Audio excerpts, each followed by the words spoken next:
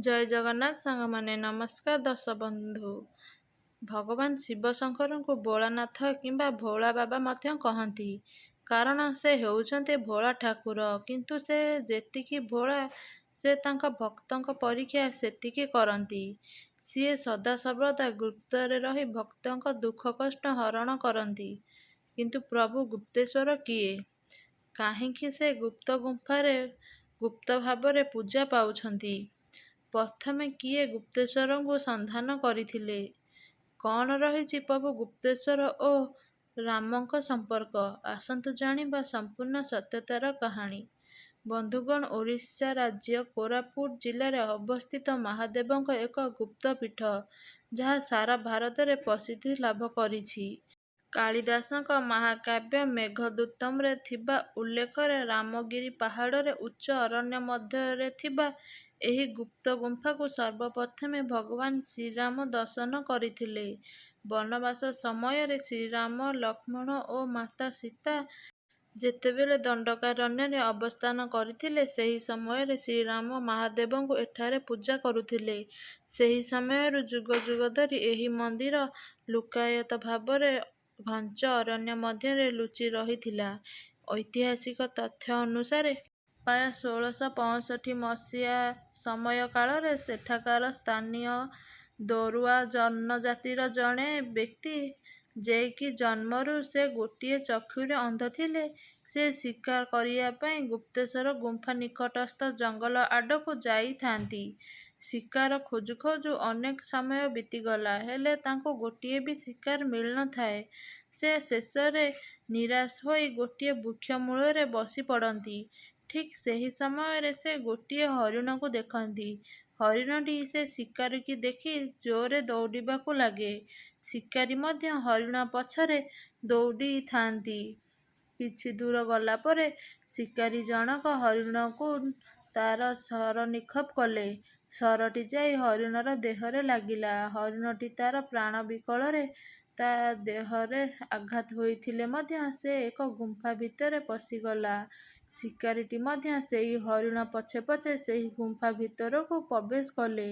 ଶିକାରୀଟି ଦେଖିଲେ ସେହି ଗୁମ୍ଫା ଭିତରେ ଏକ ବିରାଟ ବଡ଼ ଶିବଲିଙ୍ଗ ପ୍ରସ୍ଫୁଲିତ ହୋଇଛି ଏବଂ ଶିବଲିଙ୍ଗ ପାଖରେ ହରିଣଟି ପଡ଼ି ରହିଛି। ଶିକାରୀଟି ଯେତେବେଳେ ହରିଣଟିକୁ ଆଣିବା ପାଇଁ ଆଗକୁ ବଢ଼ିଲେ, ତାକୁ ଆଗରୁ କିଛି ଶବ୍ଦ ଶୁଣାଗଲା। ହେ ଶିକାରୀ, ଏହି ହରିଣଟି ଏବେ ମୋ ଶରଣରେ। ତୁମେ ଏହାକୁ ଏଠାରେ ଛାଡ଼ି ଘରକୁ ଫେରିଯାଅ। ଶିକାରୀ କହିଲା, ସକାଳୁ ଆସି ଏହି ପର୍ଯ୍ୟନ୍ତ ଏବେ ଏହି ଶିକାର ପାଇଛି। ମୁଁ ଏହି ହରିଣଟିକୁ ଛାଡ଼ି ପାରିବି ନାହିଁ।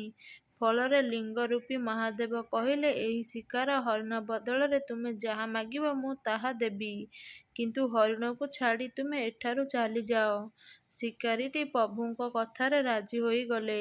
ଫଳରେ ଜନ୍ମରୁ ଅନ୍ଧ ଥିବା ଆଖିକୁ ଭଗବାନ ଠିକ୍ କରିଦେଲେ ଏବଂ ଏହା କହିଲେ, ଏହା ହେଉଛି ମୋର ଗୁପ୍ତ ସ୍ଥାନ, ତେଣୁ ଏଠାରେ ଯାହା କିଛି ଘଟିଗଲା, ଏହାକୁ ତୁମେ କାହାକୁ ଅବଗତ କରିବ ନାହିଁ, ନଚେତ୍ ତୁମର ମୃତ୍ୟୁ ଘଟିବ। ଶିକାରୀ ସେଠାରୁ ଘରକୁ ଫେରି ଆସିଲା, କିନ୍ତୁ ତାର ଜନ୍ମରୁ ଅନ୍ଧ ଥିବା ଆଖି ତାର ଠିକ୍ ହୋଇଥିବା ଦେଖି ସମସ୍ତେ ଆଶ୍ଚର୍ଯ୍ୟ ହୋଇଗଲେ। ଶିକାରୀକୁ ଏହି ବିଷୟରେ ଯେତେ ପଚାରିଲେ ମଧ୍ୟ ସେ ଜୀବନ ଭୟରେ କାହାରିକୁ କିଛି କହୁନଥିଲା। ସେହିଠାରେ ରାଜା ବିକ୍ରମାଦିତ୍ୟଙ୍କ ଶାସନ ଚାଲିଥିଲା। କଥାଟି ରାଜାଙ୍କ କାନରେ ପଡ଼ିଲା। ରାଜା ସେହି ଶିକାରୀକୁ ଦରବାରକୁ ଡାକିଲେ। ତାକୁ ସେହି ଗୁପ୍ତ ଘଟଣା ବିଷୟରେ ପଚାରିଲେ। ଫଳରେ ଶିକାରୀ କହିଲା, ହେ ରାଜା, ମୋତେ ଏହି ସବୁ ବିଷୟରେ କହିବାକୁ ମନା କରାଯାଇଛି। ଯଦିଓ ମୁଁ କାହା ଆଗରେ କୁହେ ମୋର ପ୍ରାଣ ଚାଲିଯିବ। କିନ୍ତୁ ରାଜା କହିଲେ, ଯଦି ତୁମେ ତାହା କହିବ ନାହିଁ, ତେବେ ମୁଁ ତୁମକୁ ମୃତ୍ୟୁଦଣ୍ଡରେ ଦଣ୍ଡିତ କରିବି।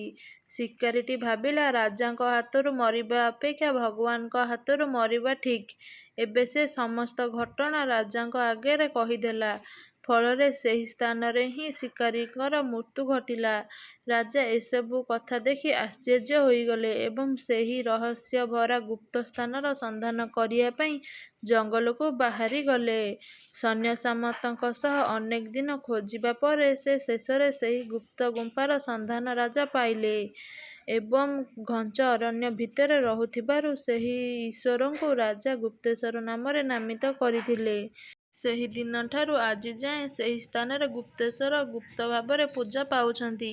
ପୂଜାରୀମାନଙ୍କ ମତରେ ଗୁପ୍ତେଶ୍ୱରଙ୍କ ଲିଙ୍ଗ ସମୟକ୍ରମେ ଧୀରେ ଧୀରେ ବଢ଼ିବାକୁ ଲାଗୁଛି। ଏଠାରେ ସପ୍ତାହରେ ସୋମବାର, ଗୁରୁବାର ଦିନ ପ୍ରଭୁ ଗୁପ୍ତେଶ୍ୱରଙ୍କୁ ଦଳୁଆ ଜନଜାତି ଲୋକମାନେ ପୂଜା କରନ୍ତି। ସୋମବାର ଦିନ ଅନ୍ୟ ଜନଜାତିର ଲୋକମାନେ ପୂଜା କରନ୍ତି। ମହାଶିବରାତ୍ରି ଓ ଶ୍ରାବଣ ମାସରେ ଏହି ମନ୍ଦିରରେ ଅନେକ ଭକ୍ତଙ୍କ ଭିଡ଼ ଜମିଥାଏ। ଏହି ସ୍ଥାନଟି ଯେତିକି ରହସ୍ୟମୟ ସେତିକି ସୌନ୍ଦର୍ଯ୍ୟରେ ଭରପୁର। ତେଣୁକରି ଥରେ ଜୀବନରେ ଗୁପ୍ତେଶ୍ୱରଙ୍କ ଦର୍ଶନ କରିବା ଆବଶ୍ୟକ। ବନ୍ଧୁଗଣ, ଏ ଥିଲା ବାବା ଗୁପ୍ତେଶ୍ୱରଙ୍କ ଗୁପ୍ତ ରହସ୍ୟ। ଭିଡ଼ିଓଟି କିପରି ଲାଗିଲା ନିହାତି କମେଣ୍ଟ ବକ୍ସ ମାଧ୍ୟମରେ ଆପଣଙ୍କର ମତାମତ ଜଣାଇବେ। ଭିଡ଼ିଓଟି ଯଦି ଭଲ ଲାଗିଥାଏ ଲାଇକ୍ କରନ୍ତୁ, ସେୟାର କରନ୍ତୁ। ଚ୍ୟାନେଲରେ ଯଦି ନୂଆ ଅଛନ୍ତି ଏବେ ହିଁ ଚ୍ୟାନେଲକୁ ସବସ୍କ୍ରାଇବ୍ କରିଦିଅନ୍ତୁ। ପୁଣି ଦେଖାହେବ ଏକ ସୁନ୍ଦର ଭିଡ଼ିଓ ସହିତ ଆଗାମୀ ଭିଡ଼ିଓରେ। ରହୁଛି ନମସ୍କାର, ଜୟ ଜଗନ୍ନାଥ।